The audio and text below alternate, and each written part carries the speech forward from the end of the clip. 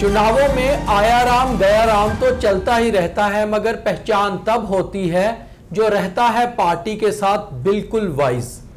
आप देख रहे हैं चुनावी चालीसा का एपिसोड नंबर 27। नमस्कार, मैं हूं दीपक खजूरिया, मेरे साथ मेरे सहयोगी पवन शर्मा। और आज हम बात करेंगे कि आने वाले दिनों में कौन करेगा जम्मू में रोड शो, किसकी होगी चिनाब वैली में बढ़िया रैली, और साथ ही साथ कौन किस पर दे रहा है बयान, कौन नेता इधर से उधर हो रहा है। ये सारी बातों की चर्चा पवन जी के साथ। और शुरुआत सबसे पहले करते हैं।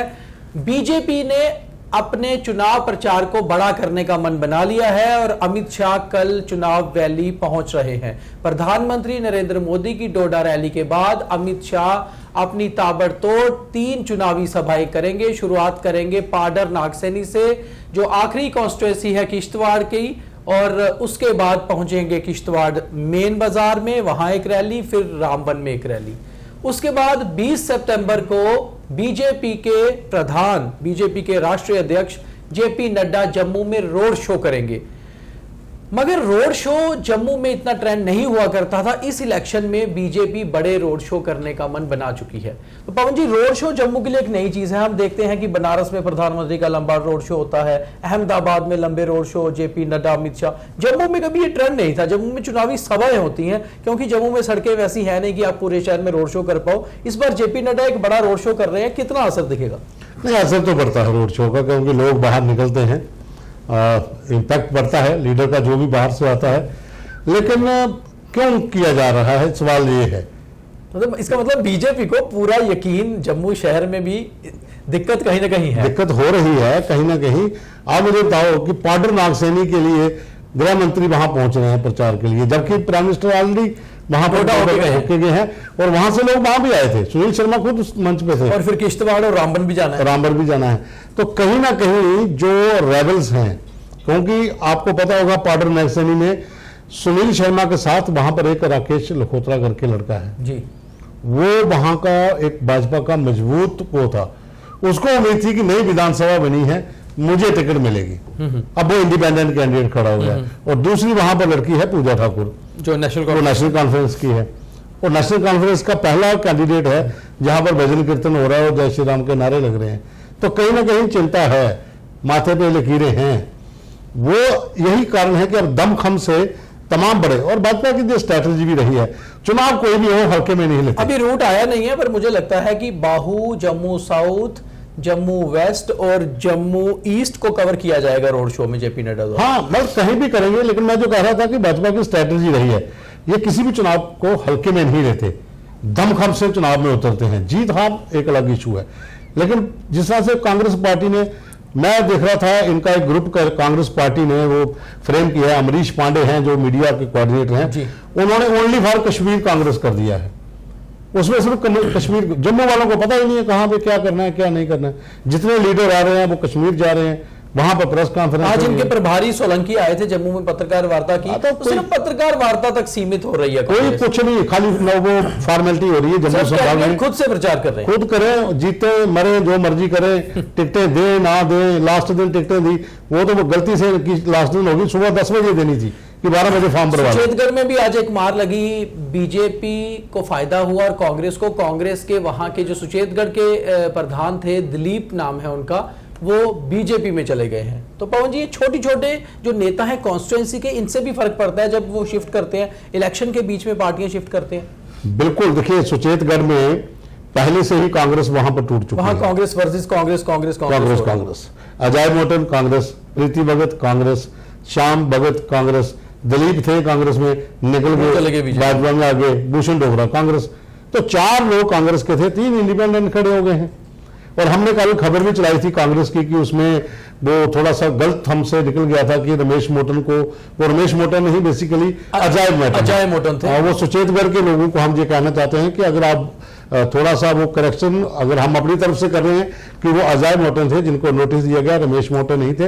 रमेश मोटन इस समय बीमार चल रहे हैं, घर में हैं, लेकिन रमेश मोटन का भी अपना एक रसूख है, दमदम है, उस इलाके में पीडीपी के नेता रहे और उनका अच्छा रसूख है, लेकिन वो गलती से नाम हमारे शो में चल गया था। हमसे भी गलती नहीं हुई, कांग्रेस के भी हालात ऐसे हैं कि कांग्रेस के नेता ने हमें बताया, उन्होंने नाम रमेश मोटन, उनको भी पता नहीं क्या। मैंने कहा ना कांग्रेस सरेंडर कर चुकी है, तो उनकी स्थिति अब ऐसी नहीं रही, तो उनको कोई भी बात को आपने ज्यादा कांग्रेस के साथ साथ बात गुलाम नबी आजाद की भी करते हैं तो फॉर्मर नेता, कांग्रेस के ही बहुत बड़े दिग्गज नेता हैं। किसी समय में भारत में जहां भी चुनाव होते थे गुलाम नबी आजाद वहां कैंपेन करने जाते थे। आज हालात ये हैं कि गुलाम नबी आजाद अपने गृह जिले डोडा में एक रोड शो कर रहे हैं। रोड शो में तो अच्छी खासी भीड़ है, मगर कोई खास असर गुलाम नबी आजाद का इस चुनाव में होगा या नहीं, ये तो आने वाला समय बताएगा। मगर गुलाम नबी आजाद की सियासत सिमटती सी जा रही है। क्या कहेंगे पवन जी?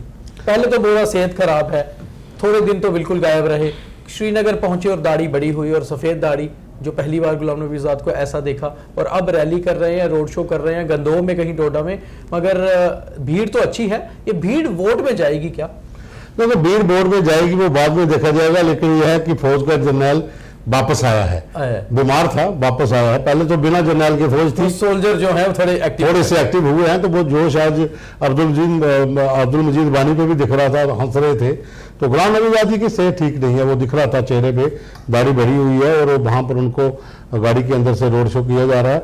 इम्पैक्ट तो डालेंगे, ऐसा नहीं है कि जिन जिन इलाकों में, क्योंकि बदरबाग के भीतर मुझे पता है, बदरबाग के भीतर 2-3 गांव ऐसे हैं जहां पर डीएपीपी का कोई उम्मीदवार नहीं है, लेकिन वो गांव के लोग कह रहे हैं हम वोट उसको डालेंगे, जबकि कैंडिडेट कोई नहीं है। तो आजाद का रसूख तो है अपनी बेल्ट के चुनाव रैली के अंदर, लेकिन अब ये देखना है कितना वो कर पाते हैं, क्योंकि जम्मू में भी उनके सहारे 3-4 लोग हैं। सांबा में विनोद मिश्रा हैं, कठुआ में एडवोकेट अजात शत्रु हैं, जम्मू वेस्ट में गौरव चोपड़ा हैं, आरसपुरा में गौरव चौधरी हैं, जम्मू साउथ में भी उनका कैंडिडेट है यहाँ पर एक। तो आगे बढ़ते हैं और अब चलते हैं कश्मीर की ओर, जरा कश्मीर की बात कर लेते हैं। कश्मीर की सियासत बहुत गरमाई हुई है। कश्मीर में एक बयान, फिर उसके बाद 2-3 दिन रिएक्शंस, और उन रिएक्शंस को पूरी तरह से चुनावी सभाओं में इस्तेमाल किया जाता है। चुनावी सभा लोग भी ये देख रहे हैं कि एक ने क्या बोला एक कॉन्स्टिट्यूंसी में और दूसरा दूसरी कॉन्स्टिट्यूंसी में क्या बोल रहा है। उमर अब्दुल्ला या तो बौखला से गए हैं, या एक बार कई बार इंसान बोलता है कि परेशान हो जाता है, या तो परेशान हो गए हैं। उमर अब्दुल्ला ने अपने एक बयान में कहा कि सभी everyone is targeting national conference. उन्होंने कहा क्या इंजीनियर रशीद हो, क्या प्रधानमंत्री नरेंद्र मोदी हो, क्या महबूबा मुफ्ती हो, क्या अल्ताफ बुखारी हो, सब नेशनल कॉन्फ्रेंस को टारगेट कर रहे हैं। आखिर कारण क्या है? तो उमर अब्दुल्ला को लग रहा है कि सब उनको टारगेट कर रहे हैं। हो क्या रहा है? क्या नेशनल कॉन्फ्रेंस बड़ी पार्टी बन के उभरेगी इसलिए टारगेट कर रहे हैं, या फिर उमर अब्दुल्ला के खिलाफ सबके पास कुछ ना कुछ है? देखिए, उमर अब्दुल्ला भी ना इन चीजों का एंजॉय कर रहे हैं, बहुत बढ़िया। उनको भी मसला कोई ना कोई मसाला मिल जाता है जब कोई हर रोज की कैंपेन में नए मुद्दे आ जाते हैं। मुद्दे नहीं निकाल रहे, वो सिर्फ रिएक्ट कर रहे हैं। अभी मुझे लग नहीं रहा कि इन्होंने क्यों नहीं वो किया अपना इसका वाला महबूबा वाला कि मैंने इतने लोगों की एफआईआर की है, और शायद अभी इंजीनियर रशीद के जवाब दे देकर ही उनको तो वो थोड़ा सा देखो पार्टी में चलता है, कोई भी पार्टी आरोप प्रत्यारोप जब तक नहीं लगेंगे तो किसी भी पार्टी का वो स्टैंड नहीं बनता है कि चुनाव में खड़ी है कि नहीं खड़ी है। जब एक दूसरे पर आरोप प्रत्यारोप लगते हैं उसके बाद ही पता चलता है कि पार्टी इस समय चुनाव में है। और खास करके उमर अब्दुल्ला भी तो फारूक अब्दुल्ला के बेटे हैं। फारूक अब्दुल्ला एक मजे हुए खिलाड़ी हैं, नेता है। आपको मजे हुए नेता की भी बात सुनाते हैं, उनका भी एक बहुत सही बयान आया है। फारूक अब्दुल्ला के जब भी बयान आते हैं उनका एक मतलब होता है कि वो पिछले बयान से उसको जोड़ के देखें हम, या फिर 2-3 साल पीछे जाएं, ये दे होता है उनका। मैं बयान आपको बताता हूं। फारूक साहब ने कश्मीर में कहा है, मोदी जी जो प्रधानमंत्री नरेंद्र मोदी के बयान थे टेररिज्म को लेकर और सेपरेटिज्म को लेकर, उसका रिएक्शन दिया है। रिएक्शन बड़ा जबरदस्त है। कभी तो वो ये कहते हैं कि पाकिस्तान से बातचीत करनी चाहिए, मगर अब फारूक साहब को शायद लग रहा है कि जम्मू में भी कुछ कैंडिडेट हैं, उनका भी थोड़ा सा भला कराते हैं। तो उन्होंने कहा है कि Pakistan is responsible for terrorism not national conference. उन्होंने कहा कि प्रधानमंत्री जी ने नेशनल कॉन्फ्रेंस को टारगेट किया, हम रिस्पॉन्सिबल नहीं है सेपरेटिज्म के लिए और टेररिज्म के लिए, पाकिस्तान रिस्पॉन्सिबल है। तो ये बयान से मुझे लगता है कि वो सीधे पाकिस्तान को टारगेट कर दिया उन्होंने। देखो, फारूक अब्दुल्ला के बयान जो होते हैं ना, वो टनल के उस पार का अलग, पर ये उस पार वाला है, पर असर इस पार कर सकता है, तो टनल के इस पार का अलग होता है। लेकिन चुनावों में फारूक अब्दुल्ला के पास ना बहुत सी मसाला होता है। मसाला फिरकियां होती हैं, कब कब घुमानी है, किस तरीके से घुमानी है, उनको पता होता है। अब वो देख रहे थे कि इंजीनियर शीर एक नई मुसीबत आ गई है, उससे कैसे निपटा जाए। बीच में उनका था कि पाकिस्तान से बात होनी चाहिए। अब देखा कि जम्मू में भी 3-4 कैंडिडेट हैं, तो पाकिस्तान को टारगेट करो। तो पाकिस्तान को टारगेट, उन्होंने बोला सीधा सीधा वो जिम्मेवार हैं, हमने कुछ नहीं किया, जो कुछ था उनका किया हुआ है और आप उस पर काबू नहीं पा पाए। हाँ, ये भी बोला उन्होंने, कहा 370 हटने के बाद 5 साल आपके पास भी थे और आप उस पर काबू नहीं पा रहे हैं, तो आप कैसे कहते हैं कि 370 के कारण टेररिज्म था? बिल्कुल, टेररिज्म का कारण तो पाकिस्तान है, तो पाकिस्तान से निपटिए। और आगे एक बहुत इंपॉर्टेंट बयान है पवन जी, इसके ऊपर आपका रिएक्शन बहुत इंपॉर्टेंट है और खासतौर पे लोगों को भी बताना, जिससे एक इशारा तो बहुत साफ होता है कि आखिर इस बार के चुनावों में कश्मीर में जमाते इस्लामी का रोल क्या होगा। कभी मोदी सरकार ने ही जमाते इस्लामी को बैन कर दिया था और आज वही जमात चुनाव लड़ रही है। और जमात का एक आपको बयान बताऊं, गुलाम कादिर लोन जमात के सेक्रेटरी हैं, उनका कहना है जमाते इस्लामी का कि article 370 will never come back. अब जमात के लोग भी ये कह रहे हैं कि आर्टिकल 370 तो वापस नहीं आएगा। तो क्या लगता है कि जमात ने अपना स्वभाव बदला है या ये चुनावों में उतरे हैं इसलिए वो थोड़ा सॉफ्ट हुए हैं? और कहीं ना कहीं जमात के कैंडिडेट अगर जीत के आते हैं तो इशारा तो हो ही रहा है कि सपोर्ट किस तरफ होगी। देखिए, इसमें एक क्लियर मैसेज जमात ने दे दिया कि हम भारतीय संविधान के तहत मुख्यधारा में आकर चुनाव लड़ रहे हैं। फॉर्म भरे हुए हैं, तो आपने आइन के सामने अपना फॉर्म भरा है, अब जीतेंगे तो शपथ भी लेंगे, और शपथ लेंगे तो किसी न किसी मेन स्ट्रीम पार्टी के साथ जाएंगे, जो नेशनलिस्ट होगी, जो नेशनलिस्ट होगी।